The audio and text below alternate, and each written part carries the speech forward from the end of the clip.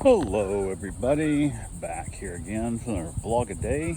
Today is Tuesday the 19th, and today was a lovely, beautiful day to be alive.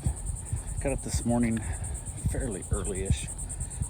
Got up, got around with the dogs.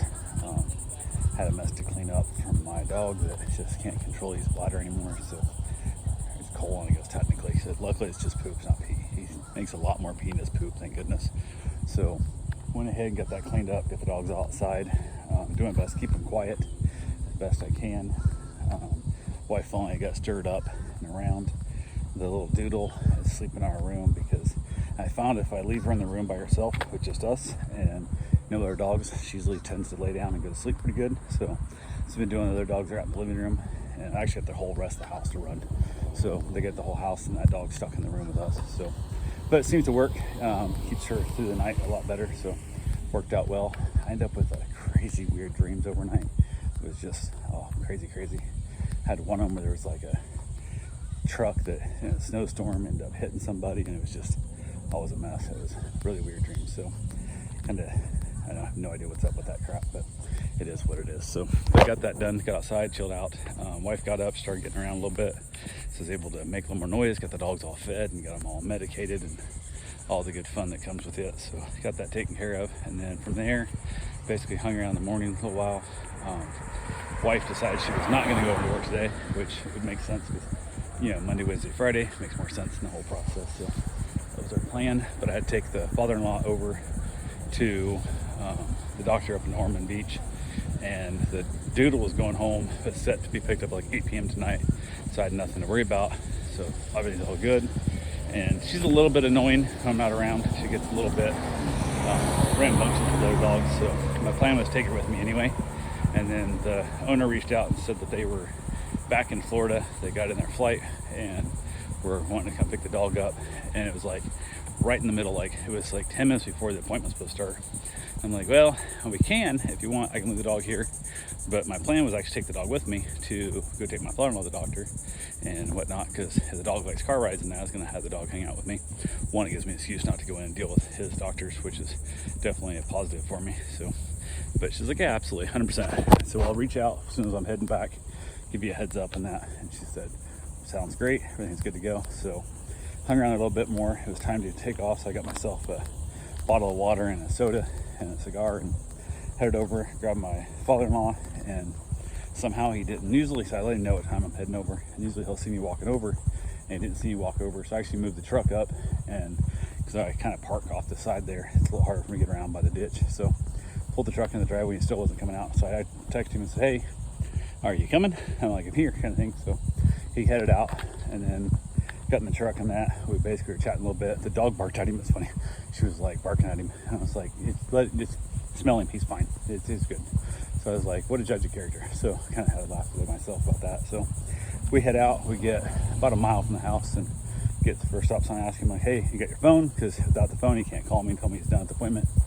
And he's like, no, hold on. So he's looking all over. Can't find his pad on himself. I even tried to call his phone, hoping to hear it ring. And of course, no sound, no nothing. He doesn't hear anything. He's like, I left at the house. He's like, I put it right by my house. I can't believe I left it. I'm like, okay. So we turn back around, had to cross traffic and stuff, come back, get to the house. And as he gets out of the truck to go in, he's opening the door before I even get stopped in the driveway. As I'm pulling, he's got the door, like he's gonna jump out of the truck and run into the house. And I'm like, please stop opening the door until I'm fully stopped. Like, I don't really want to deal with taking the hospital if you fall out of the damn truck, because you're nowhere near as spry as your brain thinks you are. Like, you are definitely not that. So I mean, hell, you damn near fell on your face if I hadn't caught you trying to close the garage door the other day. So try not doing this stuff. So he was like, okay. So as he get out of the truck to go get his phone, he steps out of the truck and the phone hits the ground. Had it in his pocket or next to his leg or something. I'm assuming it was in his pocket. As he was feeling around for it, he moved it, it falls on the ground. So he picks his phone up, so we get back in the truck. We head up, which wasn't a lot of time wasted, but it, between him being late getting out to the truck, then having to come right back and stuff, now I'm like in that weird getting late to the appointment, and that drives me nuts. I hate, on time to me is late. I hate it. So we head up there, basically because a lot of times I'll drive up like US 1 instead of going up 95, because just a little more scenic, a little more nicer view, but it's a few minutes longer, so definitely was not doing that. So headed up 95, get there and drop him off at the door, and I have 2 minutes to spare. So hopefully he gets inside within 2 minutes and he's on time for his appointment. But it drives me nuts. I hate that being late stuff thing. So yeah, I got that done.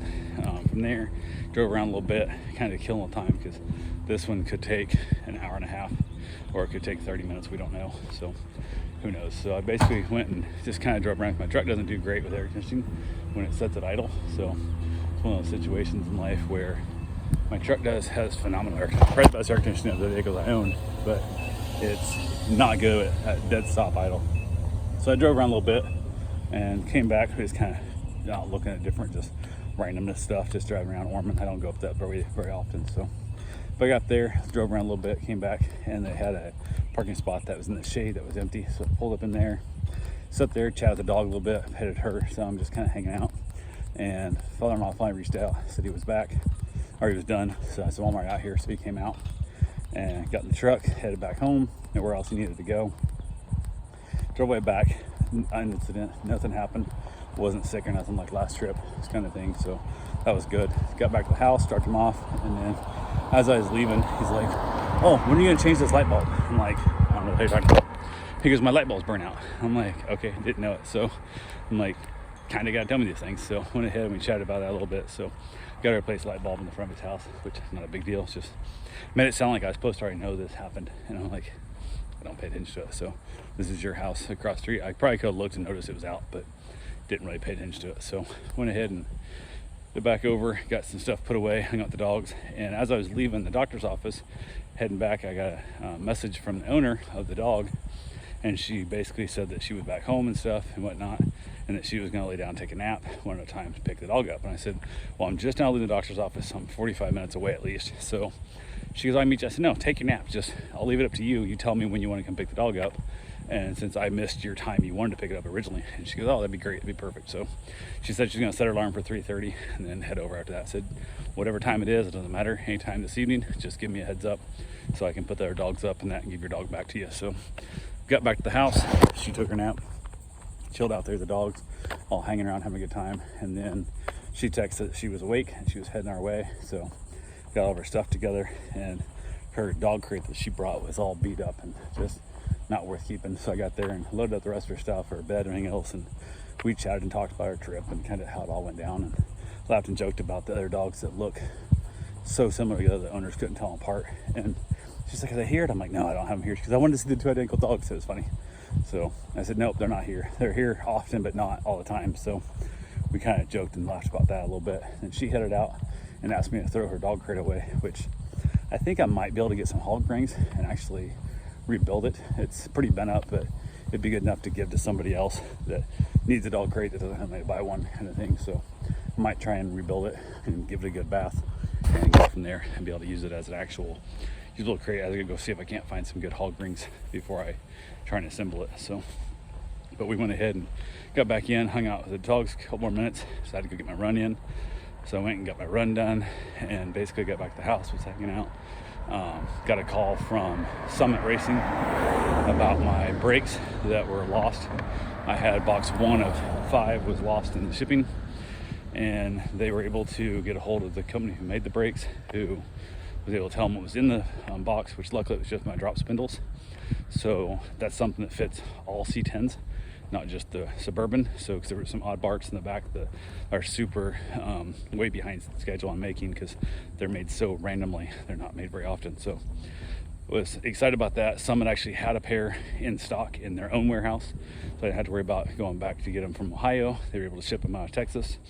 So hopefully the next 3 days I should have my new drop spindles, and it sounds like there's nothing they need from me. So if the other ones show up, I'll return them back to them and be able to go from there. But as of right now, I've got spindles coming, so, or at least I'm supposed to be having spindles coming. No tracking number been sent to me yet, but the lady I spoke with last night was super on it. She got there this morning, or today. She didn't get to like 4 o'clock, 4:30, I think it was her time when she got to work. So she went through, checked on notes, found out that actually found out what the parts were and everything else, and she was on the ball, man. That was awesome. So that was one of those things. I'm like, can I get your extension number? Like, if I have any problems, you guys ever, I just want to call directly to you and to hell with the rest of the people in your company. So she kind of chuckled and laughed, but it sounds like I got everything coming. Hopefully get here, it all goes smoothly and everything's all good to go and get the brakes put on. So Then I went ahead and had a couple other things to get done. Reached out to find out what time they're going to drop the dog off. I watch the dog every Wednesday, basically from like 8:30 in the morning till 5 in the afternoon, and they randomly cancel at times, and then I had to cancel once all myself, but I reached out and said, hey, what time do you want to drop the dog off tomorrow? And she said that her son's going to keep the dog instead of bringing the dog over. I'm like, oh.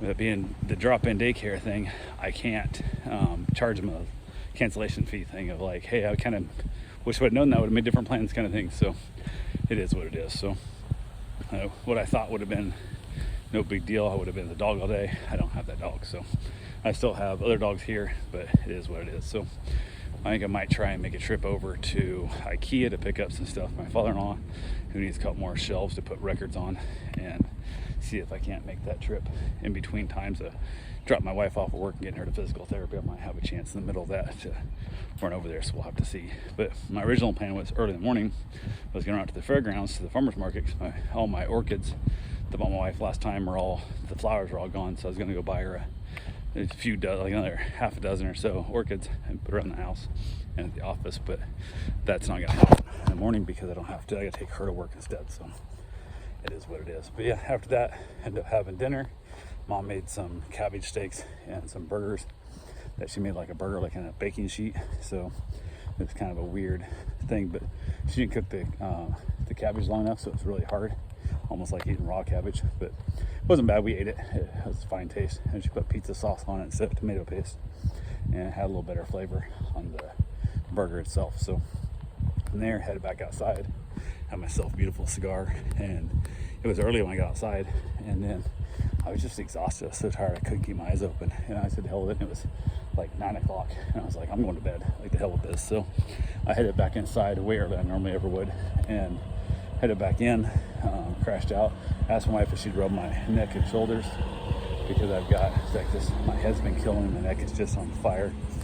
So she gave me a little bit of a neck rub, and she can't really get into it too much because her legs all banged up, so I can sit in front of her. It's not like normally I'd lay down on the bed flat, and she would stand above me and really kind of put some pressure on it. But I don't know, it might have helped a little bit. It didn't seem to help much, but it is what it is. So then we watched an episode of Cheers, and we crashed out stupid early, like way earlier than normal. So that is what it is. That's all I got for right now, and we'll talk to you guys tomorrow. Have yourself a safe, wonderful day. Thanks for watching.